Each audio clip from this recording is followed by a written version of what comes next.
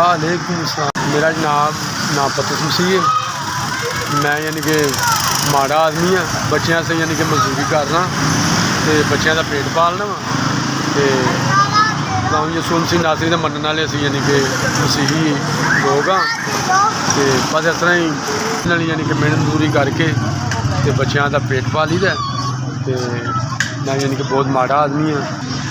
हालात जनाब बहुत बुरे हालात जा रहे हैं, यानी कि बड़ा यानी कि महंगाई ने तंग करता है, बल्कि रोटी पूरी नहीं होती। अगर जो थोड़ा बहुता कुछ जमा करने तो बिजली के बिल जनाब आ जाते हैं, गैस का बिल आ जाता है, तो बड़ी मुश्किल ना यानी कि गुजारा होता है। तो बस रब की बड़ी करम नवाजी के देखो झूला एक बनाया है जी, तो भी पता नहीं किस तरह यानी कि जमा करके जोड़ के एक वसीला जहा बनाया है जिंदे तो मेहनत करने तो अपने बच्चों का महंगाई का दौर हर इंसान पिस के रह गए सर असी, तो गुजारा नहीं हो रहा। बहुत माड़े आदमी हैं, रोटी पूरी नहीं हो रही, तो असी किनू अपनी आवाज़ सुनाइए, इतने तो कोई सुनने वाला नहीं गा।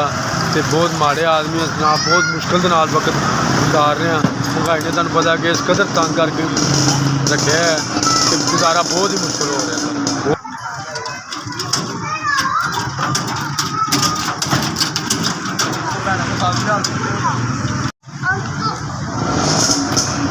मैनू जनाब 5000 तुहाडे सामने देखो मिले, जिन्होंने भी दिता रब उन्होंने बड़ी यानी कि उन्होंने रहमत करे, तो उन्होंने इन्ना कोई यानी कि देवे कि उन्होंने किसी चीज़ की थोड़ ना आवे, कि माड़ियां का भी ख्याल करते हैं, तो रब उन्होंने बड़ी यानी कि तरक्की नाल नवाजे। साडी तो यही दुआ जिन्होंने मैनू गरीब का भला किया, रब उन्होंने यानी कि बहुत ज़्यादा यानी कि नवाजे। मेरी ये दिली दुआ। चलो बैठो सामने बैठो।